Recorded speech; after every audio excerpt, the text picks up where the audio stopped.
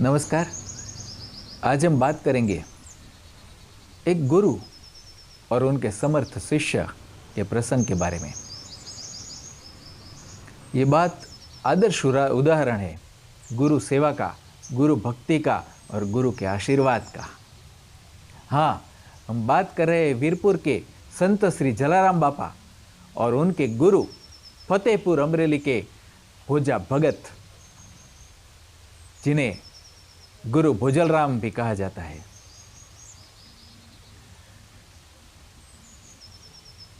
आप सभी ने वीरपुर के संत जलाराम बापा के महिमा के कीर्ति के बारे में बहुत सुना है, लेकिन इनके पीछे भी उनके गुरु के आशीर्वाद थे। इसकी घटना क्या आप जानते हैं? चलिए बात करते हैं। जलाराम बापा ने दीक्षा ली थी फतेहपुर अमरेली के संत श्री भोजलराम बापा के पास, जो कि उस समय में बहुत प्रसिद्ध संत थे। भोजा भगत के चाबखे संसार में प्रसिद्ध थे। उनके उपदेश, उनकी कहानियाँ की कीर्ति फैल गई थी। उस समय जलाराम बापा ने उनका शिष्यत्व ग्रहण किया, उनसे दीक्षा ली और अपने गुरु भोजलराम बापा के सानिध्य में रहकर उनकी सेवा करते थे। गुरु के सानिध्य में, गुरु की सेवा करने में जलाराम बापा को बहुत आनंद आता था। पूरी निष्ठा के, पूर्ण समर्पण भाव से वे करते थे। तो एक बार भोजलराम बापा ने वहाँ फतेहपुर, जो कि अमरेली के पास है, वहाँ पर एक बड़े धार्मिक मेले का आयोजन किया और हजारों लोग वहाँ पर आए अतिथि के रूप में, कई भक्त, कई साधु संत। और ये पूरे समारंभ में मुख्य व्यवस्था का कार्य जलाराम बापा को दिया गया था, जो कि उनके शिष्य थे।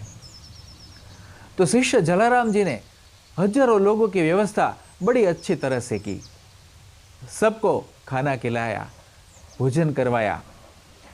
जब शाम होने लगी तो सबके ठहरने की, विश्राम की, रात में सोने की व्यवस्था में लग गए।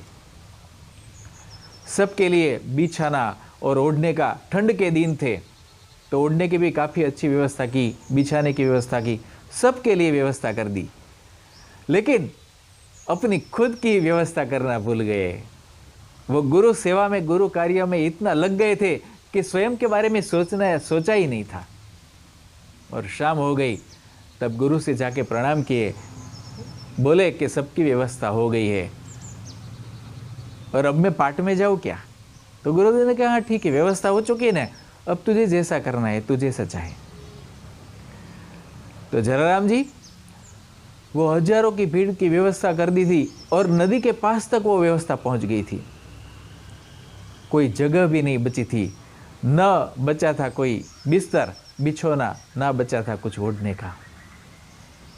जलाराम जी नदी के पट में गए और उन्हें सोचा कि जो भी है गुरु की इच्छा से है, गुरु की कृपा में है। तो नदी के पानी में वो खड़े रहकर गुरु का स्मरण करते परमात्मा का भजन में लीन हो गए, परमात्मा का ध्यान लग गया। और ऐसे ही पूरी रात निकाल ली। ठंडी के दिन थे, लेकिन जलाराम जी ने सोचा कि मेरे पास तो आवरण क्या है, गुरु का रक्षा कवच है, मुझे ठंड नहीं लगेगी। मुझे तो ठंड से भी रक्षण गुरु कृपा से मिल जाएगा। और सचमुच उन्हें ठंड का एहसास भी नहीं हुआ गुरु के स्मरण में और भगवान के भजन में। सुबह ब्राह्म मुहूर्त में गुरु भोजलराम बापा जब आए तो उन्होंने देखा कि जलाराम तो भजन और स्मरण में लीन है। गले से लगा लिया। जलाराम जी ने गुरु के चरण स्पर्श किए। गुरु के आंख में हर्ष के आंसू आ गए और कहा कि जलाराम, तेरी कीर्ति तो मुझसे भी ज्यादा फैल जाएगी, तेरी प्रसिद्धि चारों दिशा में फैल जाएगी।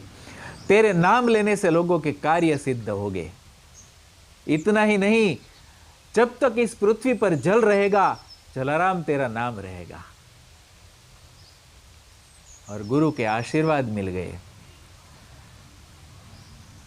गुरुदेव ने ही जलाराम बापा को वीरपुर में अन्न क्षेत्र शुरू करने का और संतों की, भक्तों की सेवा करने का कार्य सौंपा था।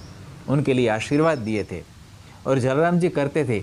लेकिन उन्हें गुरु का सानिध्य बहुत प्रिय था, तो बार बार वे गुरु के पास आ जाते थे, वीरपुर से फतेहपुर। फिर एक बार भोजलराम बापा ने कहा, जलराम अब तुम यहाँ आना बंद कर दो, तुम वहाँ ही अपना गुरु कार्य करो। ये जो सदाव्रत की सेवा है, भूखे को भोजन, साधुओं को भक्तों को भोजन, वही करवाते रहो और राम का नाम लेते रहो, प्रभु का स्मरण करते रहो। लेकिन जलाराम से गुरु सानिध्य का आकर्षण भी नहीं छूटेगा ना। तो गुरुदेव ने कहा, एक वचन दिया कि जलाराम जब मेरा अंतिम समय आएगा तो उस समय में वीरपुर में आ जाऊंगा और वहाँ पर सदा के लिए समाधिस्थ हो जाऊंगा, ये मेरा वचन है। फिर जलाराम बापा वीरपुर में अन्न क्षेत्र की प्रवृत्ति गुरु आशीष से बहुत अच्छी तरह करने लगे और चारों दिशा में उनकी कीर्ति फैलने लगी। आप सब जानते हैं, आज भी जलाराम जी का नाम है। जलाराम जी के अलावा भोजलराम बापा के कई अन्य शिष्य थे, उसमें जलाराम जी जैसे ही प्रसिद्ध है गारियाधार के वालमराम बापा, वो भी उनके शिष्य थे। और जब भोजलराम बापा को लगा कि अब मेरा अंतिम विदाई का समय आ गया है, अब इस पृथ्वी से वापस जाना है, परमात्मा में मिल जाना है, तब उन्होंने फतेहपुर में अपने स्वजनों, अपने भक्तों, अपनों सेवकों, सब ग्रामवासियों को एकत्रित किया और अंतिम संदेश दिया, अंतिम विदाई ली और कहा कि अब मैं वीरपुर जाता हूँ, ये मेरी अंतिम विदाई है यहाँ से। और अपनी स्मृति के रूप में अपने चरण के चिन्ह दिए, अपनी पगड़ी दी और अपनी माला दी वहाँ पर, जो आज भी फतेहपुर भुजलधाम में रखी गई है। और वीरपुर पहुँच गए। जलाराम बापा ने जैसे ही अपने गुरु का दर्शन किए, समझ गए कि गुरुदेव आए हैं, ये अपने वचन के अनुसार अंतिम समाधिस्थ होने के लिए। और गुरुदेव के वचन के अनुसार गुरुदेव ने इस धरती से महाप्रस्थान वीरपुर से ही किया। आज भी जलाराम बापा के साथ गुरु भोजलराम बापा की समाधि वहीं पर वीरपुर में है, आप अवश्य दर्शन कर सकते हैं। तो ये थी एक उत्तम शिष्य की गुरु सेवा से प्रसन्न गुरु के आशीर्वाद प्राप्त हुए और कैसे जलाराम बापा बन गए, उसके पीछे की कहानी, गुरु सेवा की, गुरु भक्ति की, गुरु महिमा की कथा। बहुत बहुत धन्यवाद के साथ नमस्कार।